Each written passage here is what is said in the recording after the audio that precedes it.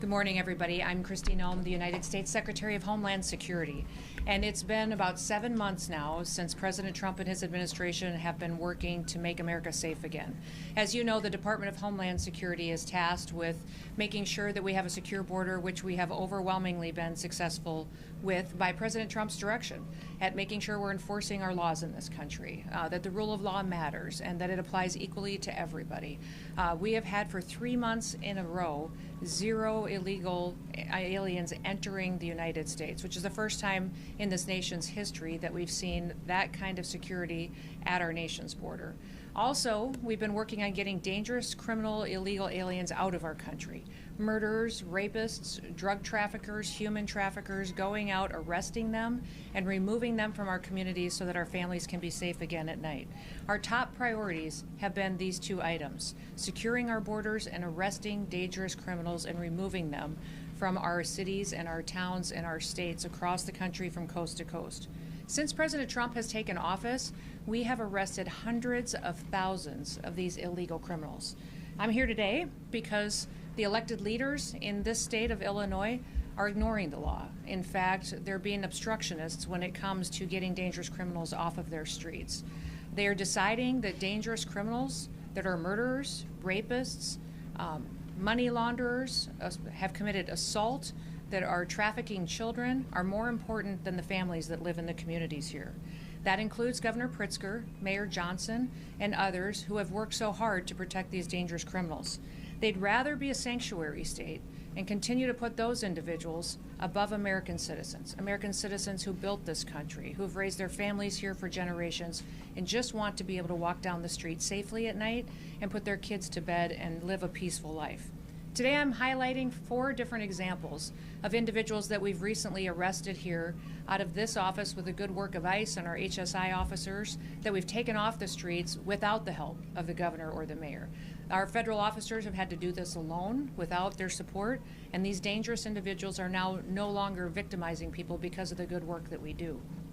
Hector Bonaparte is a 42-year-old illegal Mexican alien who had previously been convicted of predatory sexual criminal assault against a victim under the age of 13.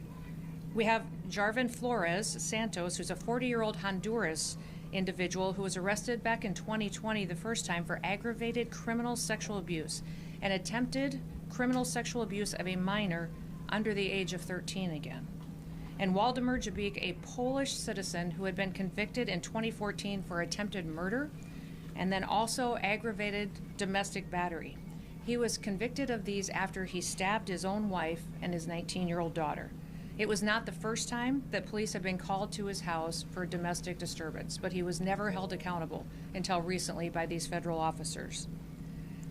Dongay Silas, a 33-year-old illegal alien from Micronesia, has had 3 DUI convictions, and as well as convictions of criminal mischief, of wanton endangerment, and driving without a license. These individuals would still be out on our streets today, committing crimes and attacking people and harming them and hurting our children if Governor Pritzker and Mayor Johnson had their way, because their choice has been routinely over and over and over again to release these criminals back on the streets. The debate over so-called sanctuary policies has real consequences. It has consequences for our law enforcement officers, but also for the families that live here and the businesses that are just trying to provide for their community. Governor Pritzker and Mayor Johnson are answering that question every single day of who should be our priority, who should be our responsibility, and over again, they're choosing criminals. In just the last 7 months, ICE has issued over 1,664 detainers in Chicago alone. 1,664 detainers we have lodged against violent criminals, and that is a 106% increase over what was issued during the Biden administration. Unfortunately, Chicago and its leadership has only honored 8% of those. That means every other person, when they're released from paying for the consequences of their crimes, back onto our streets without any notification to individuals or to the families that have been victimized by them. By getting those 8% at least off of the street, the brave men and women of ICE are saving American lives. Yesterday we announced that now our ICE officers are facing a 1,000% increase in assaults against them. And you read about the stories and hear what's happening from coast to coast every day in our national media and in our press.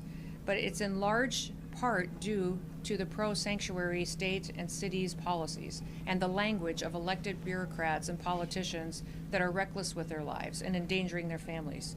Every public official should talk about and work to protect people, to keep them safe and American people's lives safe. I want you to look at the contraband that's in front of me. We have 20 kilograms of fentanyl that's in front of me on this table. That's enough to kill 10 million people. And here out of this office, this was interdicted just days ago here in Illinois. And because these federal officers have been out on the streets picking up criminals and dangerous individuals, we were able to take this 20 kilograms of fentanyl off the streets and save over 10 million lives. They're also keeping these weapons out of the hands of criminals that would use it to rob and assault and to murder individuals in these communities. Unfortunately, all of the politicians that have spoken out against their efforts, their desire appears to be that they would like to have more of this on their streets. More drugs out there for their kids and families to be victimized. More guns out there committing crimes. That is not the work that we do in ICE. The work that we do is to protect people and make sure that we remove these weapons and drugs off of our streets and hold those criminals accountable who would go forward and continue to use that to harm individuals. I just want to ask you for 3 things today. Number 1, I want to ask you to support your law enforcement officers. Have their backs. Every single individual that's out there that is noisy and attacking them right now is having an effect that's ratcheting up the rhetoric and distorting facts and not allowing the facts to get out of what the work that they're doing every day and what we've done to help victims get some justice for the harms that were perpetuated in their lives. Those of us that appreciate the work of our law enforcement officers, the fact that we're a country that doesn't pick winners and losers. We apply the law, and if we don't like the law, we should be going to Congress to change it. But that is what these law enforcement officers do, is they continue to uphold the law and make sure it applies equally to everybody. Second thing I'd like to ask you to do is stop putting criminals first. Stop making them the #1 priority. They are perpetuating harm on American citizens, and they need to be held accountable for it. And number 3, I would ask that you think about the family members around you, the people you've spent your time with, the American citizens that live next door to you in your community. Start thinking about what kind of a community they want to live in, what your city should look like, what their families deserve, and put them first. Make them the priority because they're the ones who invested in this country, and keep it safe and keep it productive and keep it the best country in the world. We'll never apologize here for protecting the American people, but we're going to continue to arrest dangerous criminal illegal aliens. We will defend the homeland. That's what ICE is doing, and I'm so proud to be able to walk with them and to lead with them while they fulfill this mission to really keep United States blessed far into the future. So with that, I'll open it up to any questions that you may have. Secretary, yes. You guys have spent $20 million of taxpayer dollars on a campaign to get people to self-report using the CBP Home app. How many people have actually done that? What's been the return on investment for taxpayers in that campaign? Well, actually, the 20 million campaign was to send a message to people that if they were here in this country illegally, that they should go home on their own. If they wait until we arrest them and we have to remove them, they'll never get the chance to come back to the United States. So it wasn't just on the app, it was also encourage them to voluntarily go home. We know thousands and thousands of people have used the app, but we also know that hundreds of thousands of people have left on their own, not utilizing a government program to do so. I've been to, I think, 10 different Central American and South American countries and visited with their presidents, with their foreign ministers, interacted with the Department of State, and over again I'm hearing that hundreds of thousands of their citizens are coming home voluntarily. They've seen the ads, they've seen the messages on social media that if they go home on their own, they'll get the opportunity to come back to the United States the right way. And so most of these countries as well are setting up programs to welcome their individuals home.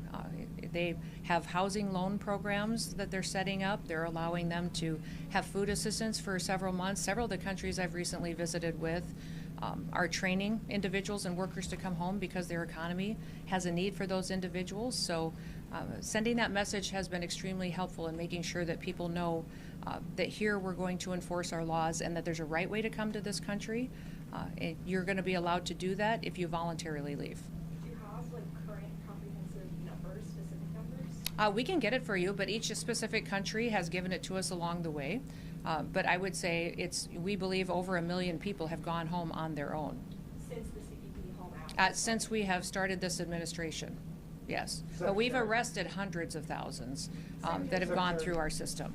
Yep. Secretary, as of July 27th, you've got the contraband displayed here. You're talking about the worst of the worst criminal illegal aliens. As of the 27th, this is ICE data analyzed by track, 71% of current ICE detainees have no criminal convictions. That's not true. Of those that do, Charges and convictions, over 70% of them have pending charges against them or criminal convictions. The others all have final removal orders, many which of means those they're charges eligible and to go criminal back home. convictions are for minor crimes, and they're not violent crimes. And I'm just wondering, why are so many other people, besides the worst of the worst, getting swept up in this? Nobody's getting swept up. We're running targeted enforcement operations across the country and using our case files and our information to know who is a criminal in this country that needs to be removed and who has a final removal order. Well, Nothing's changed. What's wrong with targeting that? Huh? What's wrong with that targeting that? What's wrong with our targeting? Yeah. Why are so many other people who are just here to work and they're following the laws? Well, they're not following the law if they're here illegally. There's a right way to come to this country. Immigration And so, violators, yes, but they're following criminal laws. You're talking about criminals here. yes, I'm talking about criminals in these situations, absolutely. But we also have every situation where we have those that have final removal orders need to go home because their due process is over and they have their paperwork and they're ready to travel. So that has been the priority since the very beginning. Nothing has changed, and over 70% of these individuals that we have gone out and arrested and removed from the country have had those pending charges and criminal convictions against them. That has always been the goal of the president. What is Yes. your policy specifically about identification and masks for ICE agents? Are they being told they do not have to identify themselves? ICE is always wearing something that identifies them, who they are, and what operation they're out on. I would say that they wear masks at times to protect their identities from dangerous situations. The leadership teams, we leave that up to them to discern what's necessary in certain situations. And with the rise in violence that we continue to see against these officers, with that 1,000% increase, it's making sure that they are safe while they do this job and that they get home to their families at night too is incredibly important. So if you're understanding they are identifying themselves? Yes, We've seen some cases where they're not wearing identification. I would like to see that because they have identification, they have gone into situations, and when they have been out looking for these dangerous criminals and have been verbally identifying themselves, and if there is a mask required, it's for their safety because of the situation that they're encountering. One more question. Yeah.